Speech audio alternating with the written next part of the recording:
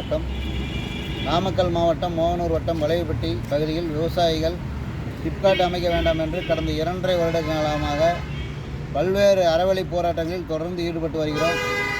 அந்த வழியில் இதுவரை தமிழக முதல்வர் இத்திட்டத்தை ரத்து செய்யப்படவில்லை.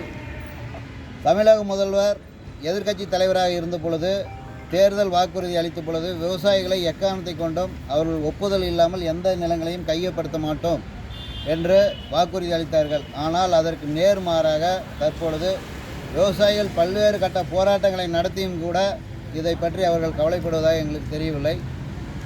நாமக்கல் மாவட்டத்தை பொறுத்தவரை ஏற்கனவே 2000க்கும் மேற்பட்ட தொழிற்சாலைகள் இயங்குகின்றன. அங்கு அந்த தொழிற்சாலைகளில் ஆயிரக்கணக்கானோர் வெளிமாநிலத்தைச் சேர்ந்தவர்களே பணியாற்றுகிறார்கள் என்பது குறிப்பிடத்தக்கது. நமது மாவட்டத்தில் ஆயிரக்கணக்கான பேர்த்திற்கு வேலைவாய்ப்பு இல்லாமல் வெளி மாவட்டத்தைச் சேர்ந்தவர்களும் வெளி மாநிலத்தைச் சேர்ந்தவர்களும் இங்கு வேலைவாய்ப்பு பெறுகிறார்கள். ஆனால் சிப்காட் நிறுவனம் தொழில் வளர்ச்சி என்ற பெயரில் நாங்கள் வேலைவாய்ப்பை உருவாக்குவதற்காகவே இந்த தொழில் நிறுவனங்களை அமைக்கிறதாக கூறி வருகிறார்கள். ஆனால் சிப்காட் நிறுவனத்திற்கு தேவையான 40,000த்திற்கும் மேற்பட்ட ஏக்கர் நிலங்கள் இன்னும் அவர்கள் கைவசம் வைத்திருக்கிறார்கள்.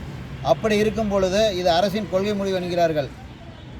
இந்த சிப்காட் நிறுவனத்தை உருவாக்குவதற்கான முக்கிய பிரதான காரணமே பின்தங்கிய மாவட்டங்களில் தொழில் வளர்ச்சியை ஊக்குவிக்க வேண்டும் என்ற ஒரு நல்ல எண்ண அடிப்படையில் இந்த சிப்காட் நிறுவனம் ஊக்குவிக்கப்பட்டது. ஆனால் அதற்கு மாறாக நன்கு தொழில் வளர்ச்சி அடைந்த மாவட்டம் நாமக்கல்லை பொறுத்தவரை 8 கோடி கோழி பண்ணை வளர்க்கிறார்கள். 6 கோடி முட்டை உற்பத்தி செய்யப்படுகிறது. பிரதானமான லாரி தொழில் இங்கு இருக்கிறது.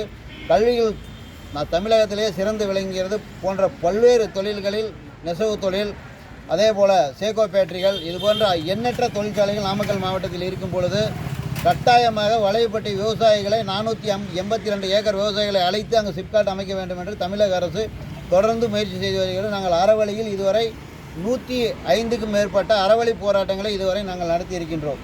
5000த்திற்கும் மேற்பட்ட மனுக்களை நாங்கள் அழைத்து இருக்கின்றோம். இது சம்பந்தமாக மாவட்ட ஆட்சித்தலைவர், தொழில்துறை செயலாளர், சிப்காட் மேலாண்மை இயக்குனர், தலைமைச் செயலாளர் உட்கொண்ட அனைவருக்கும் நாங்கள் மனு அனுப்பியும் நேரில் தெரிவித்தோம். எங்களுடைய மனு இதுவரை பரிசீலனை செய்யப்படவில்லை. தமிழக முதல்வருக்கு இது கவனத்திற்கு கொண்டு சென்றார்களா, அதிகாரிகள் இல்லையா என்பது எங்களுக்கு இதுவரை புரியவில்லை.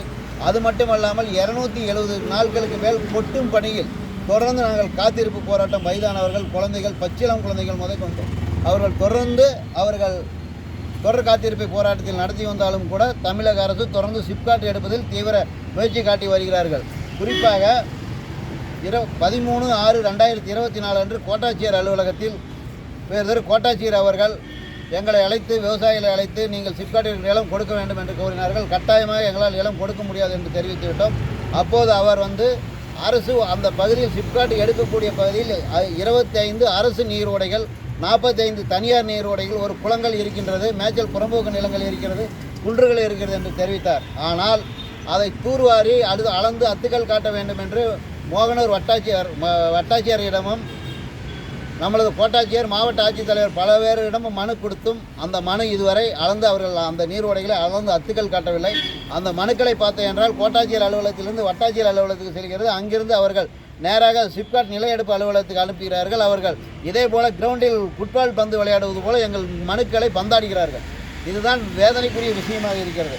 ஆகவே இன்று எங்களுடைய பிரதான கோரிக்கை 25 அரசு நீரோடைகளையும் 45 தனியார் நீரோடைகளையும் அங்கு இருக்கின்ற ஏரி, குளம், குட்டைகளை அளந்து அத்துக்கள் காட்டுவதற்காக கோட்டாட்சியர் அவர்களை நேரில் சந்தித்து மனு அளிப்பதற்காக நாங்கள் வந்திருக்கின்றோம். அது மட்டுமல்ல, 2022ஆம் ஆண்டு சிப்காட்டினுடைய பெருந்துறையினுடைய திட்ட அலுவலரும் பொறியாளரும் அவர்களும் அந்த இடத்தை நேரில் ஆய்வு செய்த பொழுது அந்த இடம் மலை குன்றுகள் இருக்கின்றன, கடல் அலைகளைப் போல மேடு வளங்கள் இருக்கின்றன. அதனால் இந்த இடம் சிப்காட்டிற்கு ஏற்ற இடம் இல்லை. அதனால் வேறு அருகாமையில் இருக்கிற வேறு இடத்தை, மாற்று இடத்தை தேர்வு செய்யுங்கள் என்று எங்களுக்கு அவர்கள் அறிக்கையும் கொடுத்து விட்டார்கள். அரசிற்கு அரசிற்கு அனுப்பிய அறிக்கையை எங்களுக்கு கடிதமாக கொடுத்து விட்டார்கள்.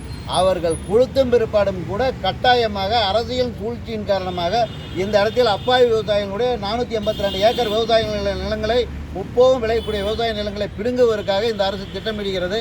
தமிழக முதல்வர் எப்படி அரியாப்பட்டியில் மதுரை மாவட்டத்தில் விவசாயிகளுக்கு அங்கு ஒரு நிலைப்பாடு எடுத்தாரோ அதே போல் இங்கேயும் நிலைப்பாடு எடுக்க வேண்டும். இதுவரை நாங்கள் கிராம சபையில் 7 முறை இந்த சிப்காட் அமைக்கக்கூடாது என்று புதுப்பட்டி, வளையப்பட்டி, அரூர் பகுதியில் தீர்மானம் நிறைவேற்றியிருக்கின்றோம். அதே போல் பல்வேறு தொடர் போராட்டங்களை நடத்தி வருகிறோம். ஏனென்று கேட்டால் அங்கு மக்கள் தொகை அதிகம், அங்கு இருக்கின்ற விவசாயிகள் ஓட்டு அதிகமாக இருக்கிறது என்ற ஒரே காரணத்திற்காக அங்கு சிறப்பு கவனம் செலுத்துகிறார்கள் அனைத்து அரசியல் கட்சிகளும். ஆனால் இங்கு ஓட்டு குறைவாக இருக்கிறது. மக்கள் ஏமாளியான மக்கள் இங்கு இருக்கின்ற விவசாயிகளை எப்படியும் ஏதோ ஒரு வழியில் முடுக்கி விடலாம் என்ற திட்டத்தோடு இங்கு இருக்கின்ற அரசியல்வாதிகளும் அதிகாரிகளும் செயல்படுகிறார்கள். இது ஒரு காலத்திலும் நடக்காது.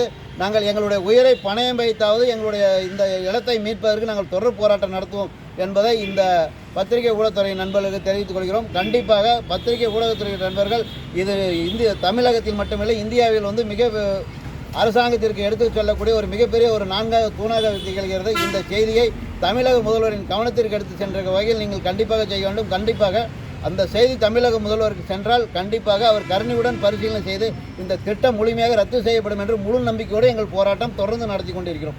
கே. பாலசுப்ரமணியன், விவசாய முன்னேற்ற கழக மாநில பொதுச் செயலாளர்.